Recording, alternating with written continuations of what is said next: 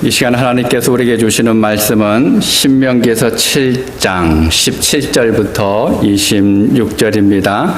구약성경 274페이지입니다. 신명기 7장 17절로 26절.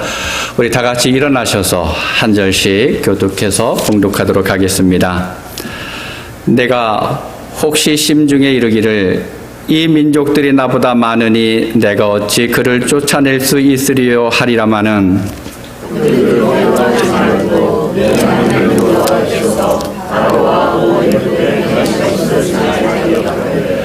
네 하나님 여호와께서 너를 인도하여 내실 때에 내가 본 큰 시험과 이적과 기사와 강한 손과 편팔을 기억하라.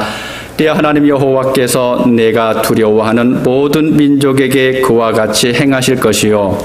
네 하나님 여호와께서 또 왕을 너희 중에 보내어 그들의 남은 자와 너를 피하여 숨은 자에 멸하시니 너희는 그들을 두려워하지 말라. 너희의 하나님 여호와 곧 크고 두려우신 하나님이 너희 중에 계심이니라.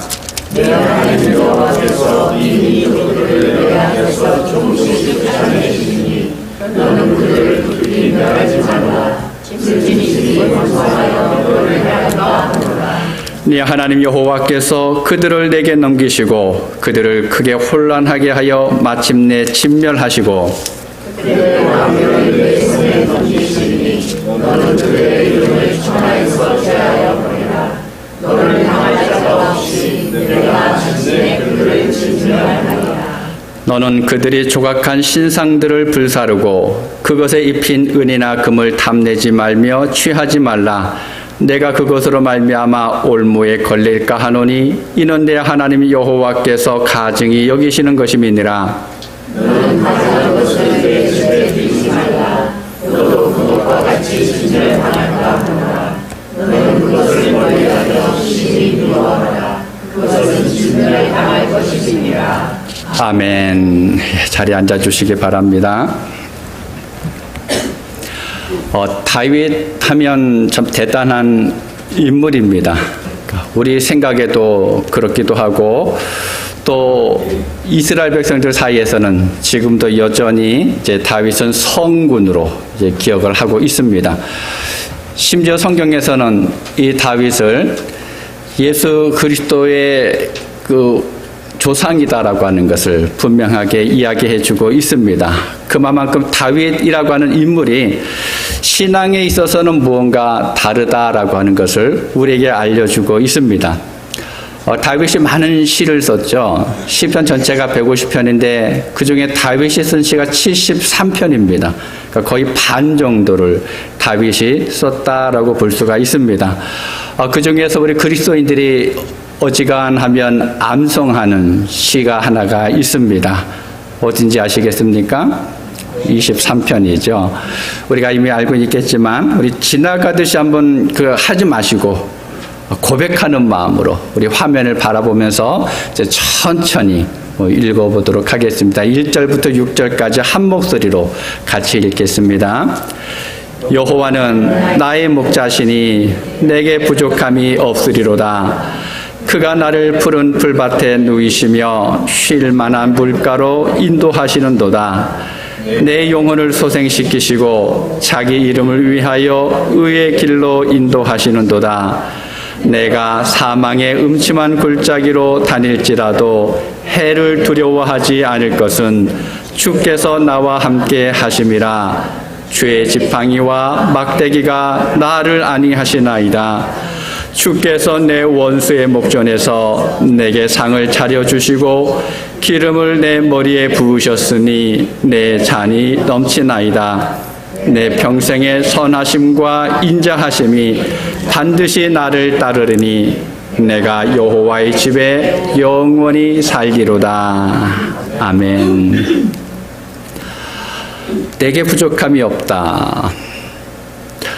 여러분, 다윗이 왜 부족함이 없다라고 고백하고 있을까요? 정말 부족함이 없었을까요? 아닙니다. 절대로 그렇지 않다라고 하는 것을 우리는 알고 있습니다. 다윗은 살아오면서 누구보다도 위험한 순간을 많이 경험했습니다. 그러면서 부족한 것들이 참 많이 있었을 것입니다. 그래서 이 시에서도 죽음의 골짜기를 지났다라고 자기 자신의 살아왔었던 삶을 이야기하고 있습니다. 사무엘상 17장에 보면 다윗이 골리앗과 싸우는 장면이 나옵니다.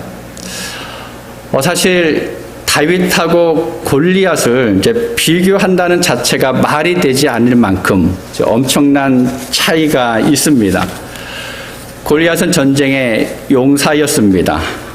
그 키가 6규빗 한 뼘이라고 이렇게 나와 있는데, 여러분 그거 혹시 계산해 보셨습니까? 그 키가 어느 정도 되는가 하면 9.6핏, 거의 10핏이 됩니다. 우리가 잘 아는 3m 정도 되는 거예요. 300cm가 됩니다. 그러면 뭐 2000장을 뚫고 올라가겠죠. 그가 들고 있었던 무기는 무시무시합니다.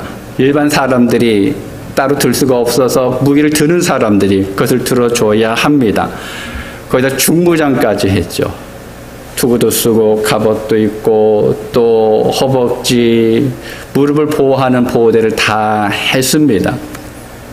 근데 거기에 비하면 다윗은 어떻습니까? 다윗을 생각하면 이 다윗은 전쟁이 처음입니다. 사울 왕이 갑옷을 입어보라고 줬는데 너무 커서 입을 수 없을 만큼 키가 작은 사람입니다. 변변한 무기도 없었습니다. 방패도 없었습니다. 그리고 아직 어린 나이입니다. 이 골리앗이 업신여길 만큼 애송이가 바로 이 다윗입니다. 그런데 이 다윗이 어떻게 했습니까? 다윗이 나가면서 벌벌 떨면서 나갔습니까? 아니죠. 이 골리앗을 개처럼 여기면서 나갔다라고 이야기합니다. 막대기 하나를 들고, 그리고 늘 들고 다니는 물매만 들고 앞으로 나갔습니다. 여러분, 다윗이 어떻게 그럴 수 있었을까요? 용감해서 그렇습니까? 아니면 상황 판단을 잘 못해서 그럴까요?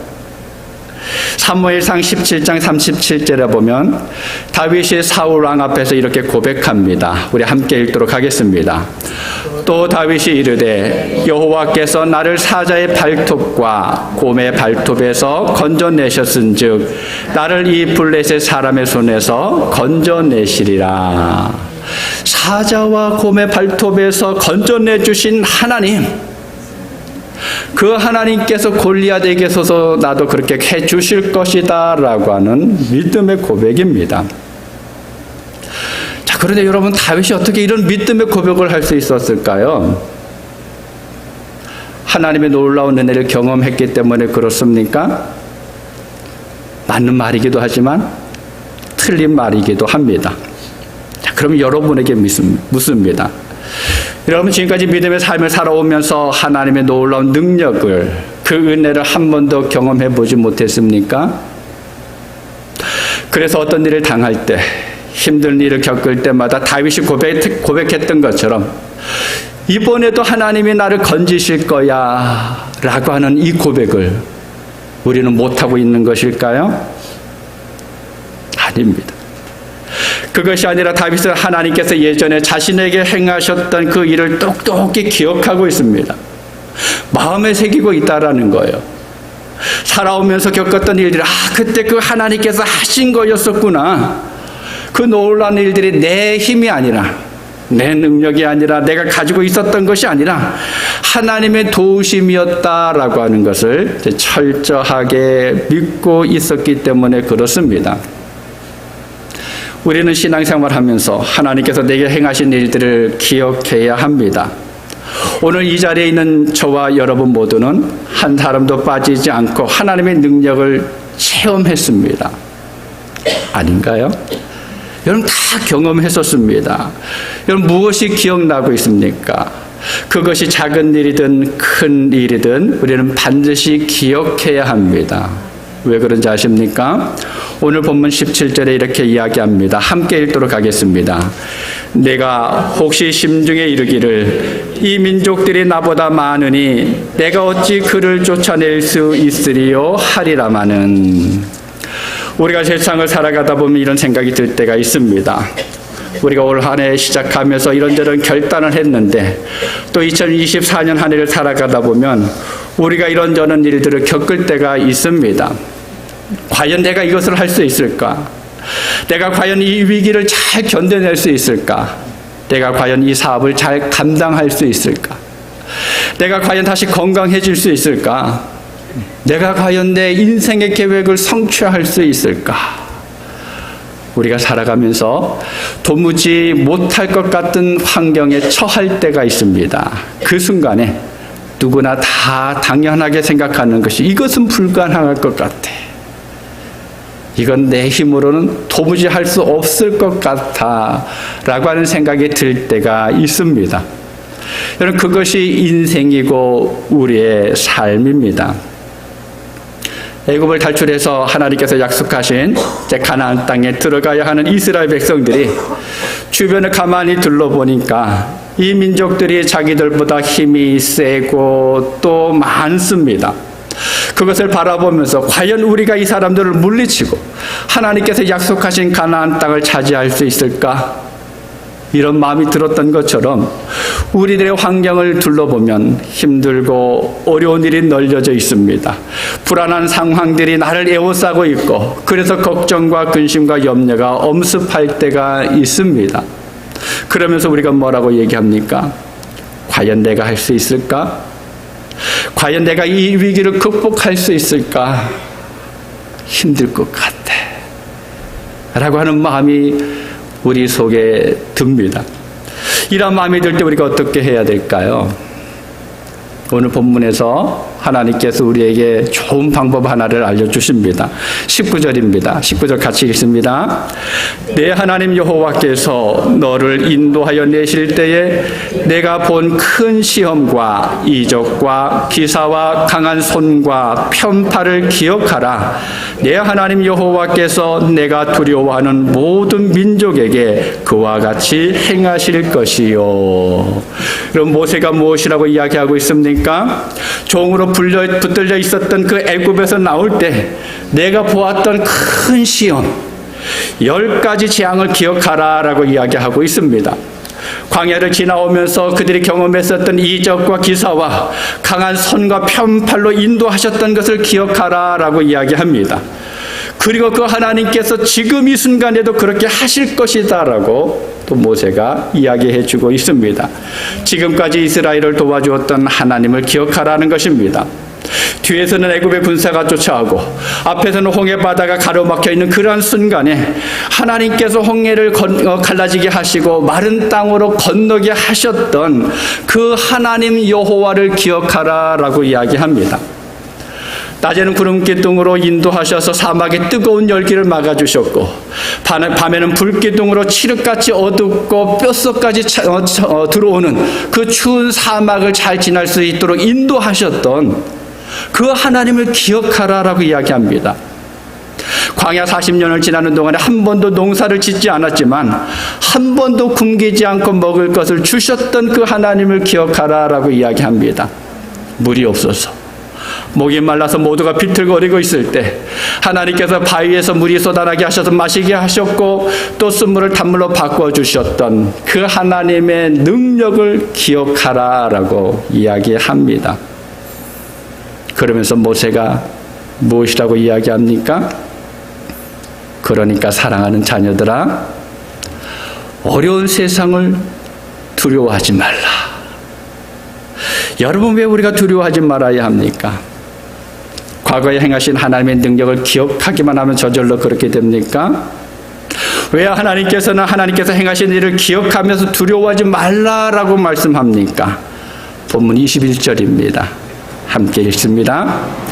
너는 그들을 두려워하지 말라. 너희의 하나님 여호와 곧 크고 두려운 하나님이 너희 중에 계심이니라. 아멘. 여러분, 아멘이죠? 크고 두려우신 하나님이 너희 중에 계십니다. 하나님이 우리 가운데 계십니다. 우리와 늘 함께 하시는 하나님은 크고 두려우신 하나님이십니다. 홍해를 가르셨던 하나님이시고 40년 동안 이스라엘 백성들을 일하지 않고도 먹도록 인도해 주신 하나님이십니다. 그 하나님이 지금도 살아셔서 역사하고 계시는 하나님이라는 겁니다. 그런데 그 하나님이 나와 함께 하십니다. 그래서 두려워할 필요가 없다라는 거예요. 위대한 전도자인 사도 바울이 이런 고백을 합니다. 고린도후서 4장 7절부터 9절에 보면 우리가 이 보배를 질그릇에 가졌으니 이는 심히 큰 능력은 하나님께 있고 우리에게 있지 아니함을 알게 하려 함이라. 우리가 사방으로 우겨쌈을 당하여도 쌓이지 아니하며 답답한 일을 당하여도 낙심하지 아니하며 박해를 받아도 버림받지 아니하며 거꾸로 들임을 당하여도 망하지 아니하고.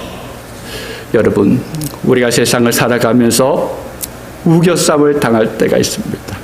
압박을 받을 때가 있습니다. 스트레스를 받을 때가 있습니다. 그런데도 우리는 결코 쌓이지 않는다라는 것입니다. 그것들 때문에 우리가 놀라지 않고 넘어지지 않는다라는 것입니다. 그런데 그것은 내 힘이 강하기 때문이 아닙니다. 왜 그렇습니까? 질그릇과 같은 내 안에 하나님이 계시기 때문에 우리는 견딜 수가 있습니다. 우리가 답답한 일을 당하여도 낙심하지 않는 이유는 내 힘이 아니라 내 안에 하나님께서 계시기 때문에 그렇습니다. 우리가 온갖 핍박을 받아도 버림받지 않는 것은 역시 내가 힘이 있기 때문이 아니라 내 안에 하나님이 계시기 때문에 그렇습니다. 우리가 세상을 살아가면서 거꾸리낌을 당할 때가 있습니다. 매를 맞을 때가 있습니다. 이런저런 일을 겪을 때가 있습니다. 그런데도 불구하고 망하지 않는 이유가 있습니다. 그것은 내가 힘이 있고 능력이 있기 때문이 아니라 내 안에 하나님이 계시기 때문에 그렇습니다. 여러분 이 사실 믿으십니까? 하나님이 내 안에 계신다라고 하는 사실을 우리가 믿는다면 우리는 이렇게 외칠 수 있어야 돼요. 주님께서 외치셨던 것처럼 보라! 내가 세상을 이겼노라. 우리 크게 외칠 수 있어야 합니다. 여러분, 요즘 살아가시면서 무슨 일 때문에 기가 죽어 있습니까? 여러분의 인생 앞에서 어떤 거인이, 어떤 근심이 산처럼 여러분 앞을 가로막고 있습니까? 여러분을 둘러싸고 있는 어떤 환경이 문제입니까? 가정이 어렵고 직장이 어렵고 사업이 어렵고 자녀들이 문제이고 인생이 엇갈리고 혼란스럽게 하고 또 두렵게 합니까? 하나님께서 나와 함께 하신다라고 하는 그 사실을 믿음으로 고백하면서 외치실 수 있기를 바랍니다. 내가 세상을 이겼다. 내가 세상을 이겼다. 하나님이 나와 함께 하시기 때문에 나는 비록 내 주변에 있는 이런 일들로 인해서 때로는 마음 졸이고 눈물 흘리면서 살아갈 수밖에 없지만 하나님께서 내 안에 계시기 때문에 나는 이미 세상을 이겼다라고 고백하실 수 있기 바랍니다. 여러분 이 믿음을 통해서 하나님께서 우리에게 주시는 놀라운 승리의 삶을 경험할 수가 있습니다. 그런데 여러분 오늘 본문에서 하나님이 함께 하시는 가운데 승리하며 또 세상을 살아가는 그 믿음의 사람들이 조심해야 할 것이 있다라고 두 가지를 이야기합니다. 첫 번째는 급하게 멸하지 말라라고 말씀하고 있습니다. 본문 22절을 함께 읽겠습니다. 네 하나님 여호와께서 이 민족들을 내 앞에서 조금씩 쫓아내시리니 너는 그들을 급히 멸하지 말라. 들짐승이 번성하여 너를 해할까 하노라. 우리나라 속담에 보면 급한 성격을 보여주는 속담이 몇 가지가 있습니다. 쇳불도 당김에 빼라. 이거는 다 할 수 있습니다. 이런 속담이 있습니다. 우물에서 숭늉 찾는다. 불가능하죠. 번갯불에 콩 볶아 먹는다. 사람이 얼마나 급한지를 이야기하고 있습니다. 근데 이와 정반대의 속담도 있습니다. 급할수록 돌아가라. 돌다리도 두들겨보고 건너라. 그런데 우리가 살아가고 있는 현대 사회는 어떻습니까? 급한 것에 익숙해져 있죠. 무엇인가 한번 생각했으면 빨리 그것을 해결해야만 직성이 풀립니다. 그런데 하나님께서 뭐라고 말씀하십니까? 급하게 하지 마라. 천천히 하라라고 말씀합니다. 우리 생각에는 우리를 힘들게 하는 것들을 한꺼번에 다 깨끗이 싹 쓸어버렸으면 좋을 것 같은데, 그런데 하나님은 어떻게 하신다고요? 조금씩 쫓아내 주겠다라고 말씀합니다. 여러분 말씀을 자세히 보시기 바랍니다. 이스라엘 백성들이 가나안 땅에 들어가서 그 땅을 기업으로 얻기 위해서 싸울 때 하나님께서 이스라엘을 위해서 왕벌을 보내주시겠다라고, 그래서 가나안 족속들을 쫓아내 보내시겠다라고 말씀합니다. 그런데 그것이 아무리 하나님의 뜻이고 하나님께서 도와주신다라고 할지라도 내 생각대로 급하게 그들을 가나안 땅에서 쫓아내지는 말라라고 말씀하고 있습니다. 하나님께서 하실 것이니까, 하나님께서 하나님의 시간대로 하실 것이니까 너 생각대로 너무 급하게 나가지 말라라고 이야기합니다. 여러분 그 이유가 무엇입니까? 그들을 급하게 다 쫓아내면 그 땅을 이스라엘 백성들이 다스리지 못할 때 결국 어떻게 됩니까? 그 땅이 황폐해진다라는 거예요. 아름다운 땅인데, 적과 꿀이 흐르는 그 땅인데 이스라엘 백성들이 돌보지 못함으로 인해서 황폐한 땅, 짐승들이 차지하는 땅을 만들지 말기 위해서 하나님께서 천천히 하라라고 말씀하고 있습니다. 그래서 하나님께서 승리할 수 있는 좋은 기회를 주셨다 할지라도, 야 이건 하나님이 인도하시는 거야 라고 여겨지는 순간이 있다 할지라도, 거기에 내 욕심이 들어가 있다 그러면, 내 생각이 거기에 포함되어져 있다 그러면 우리는 잠시 멈출 수 있어야 합니다. 내가 관리할 수 있을 만큼만 서서히 그 땅을 차지해 나가야 합니다. 여러분 하나님께서 말씀하십니다. 급히 멸하지 말라. 여러분 너무 빨리 가려고 하지 마시기 바랍니다. 올 한 해를 살아가면서 내가 서둘러서 무엇인가를 하다 보면 하나님을 놓칠 때가 있습니다. 하나님의 생각, 하나님의 마음을 알아야 되는데, 하나님께서 계획하고 계신 것이 무엇인지를 우리를 바라봐야 되는데, 급하게 서두르다 보면 하나님께서 가지고 계신 것들을 우리는 놓치고 지나갈 때가 있습니다. 못 보고 나갈 때가 있습니다. 여러분 하나님이 여러분을 이끄는 속도, 그것이 가장 좋은 속도입니다. 내가 원하는 속도가 좋은 속도가 아니라 하나님께서 계획하셨던 속도, 하나님께서 이끌어 가시는 속도가 내게 있어서 최적의 속도입니다. 여러분 그 속도가 어디에 있는지 찾으실 수 있기를 바랍니다. 두 번째로는요, 우상을 멀리하라라고 말씀합니다. 우리 25절과 26절을 우리 함께 읽겠습니다. 너는 그들이 조각한 신상들을 불사르고 그것에 입힌 은이나 금을 탐내지 말며 취하지 말라. 내가 그것으로 말미암아 올무에 걸릴까 하노니 이는 내 하나님 여호와께서 가증히 여기시는 것임이니라. 너는 가증한 것을 내 집에 들이지 말라. 너도 그것과 같이 진멸당할까 하노라. 너는 그것을 멀리하며 심히 미워하라. 그것은 진멸당할 것임이니라. 아멘.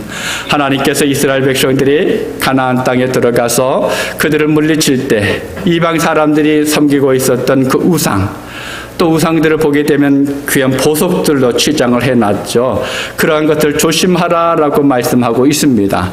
우상은 하나님께서 가증히 여기신 것이기 때문에 그 우상을 보면 불살라라라고 이야기하십니다. 또 혹여나 그 우상에 입힌 그 값비싼 보석을 보아도 그것을 탐내지 말라라고 이야기합니다. 집안에 들이지 말라라고 말씀하고 있습니다.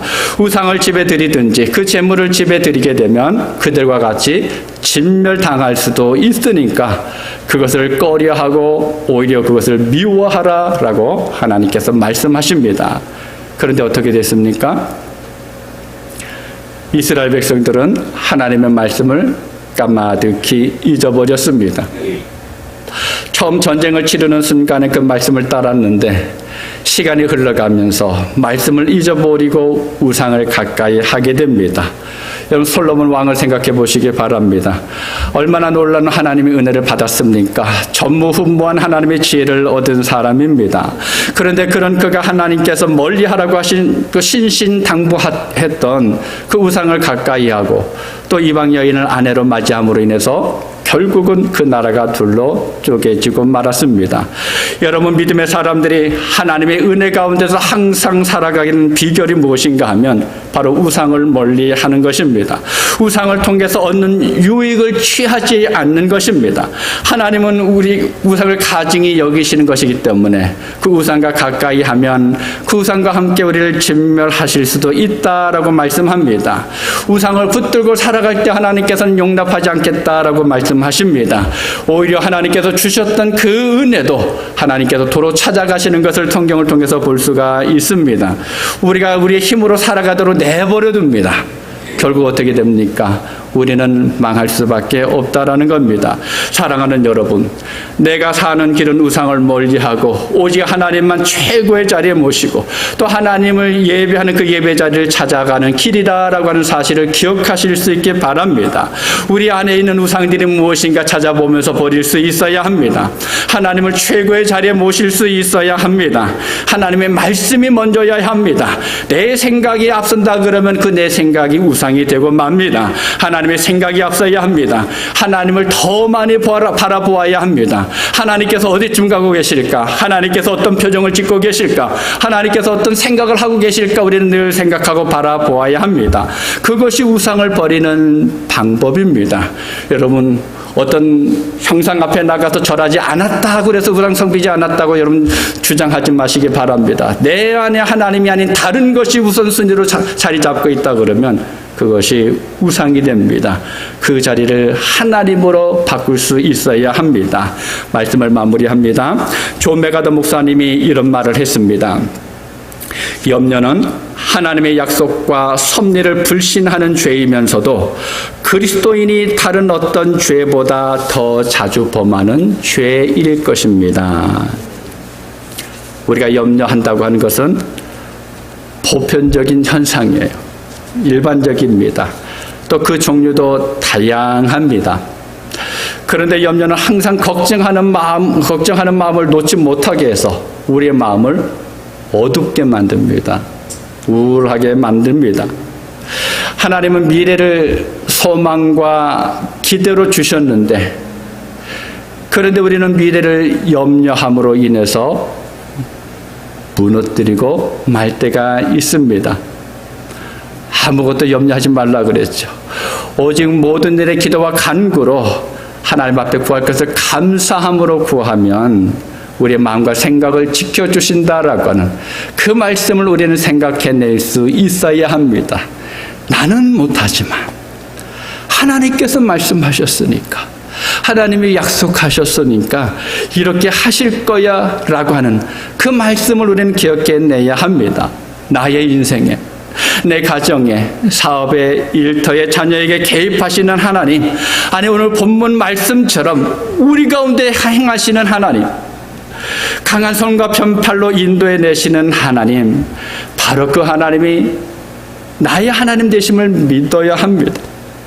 어제까지 나와 함께 하셨던 그 하나님께서 오늘도 나와 함께 하실 거야. 어제까지 나를 도우셨던 그 하나님께서 오늘도 나를 도우실 거야. 어제까지 그 모든 길을 만들어서 갔던 하나님께서 오늘도 그 길을 만들어 가실 거야 라고 하는 그 믿음을 가질 때 하나님의 역사가 우리들의 삶 속에서 일어나는 것을 보게 될 것입니다. 이 믿음이 우리 안에 있어야 합니다. 이 믿음을 우리가 가져야 합니다. 사랑하는 그레이스 성경교회 성도 여러분, 인생에서 위기가 닥칠 때, 어려움이 있고 폭풍 앞에 서 있을 때 하나님께서 내 인생 가운데 행하셨던 일을 기억하면서 그뿐만 아니라 살아계시고 역사하신 그 하나님이 지금도 나와 함께 하셔, 이 순간에도 나를 붙들고 계셔 라고 하는 그 믿음을 고백하실 수 있게 바랍니다.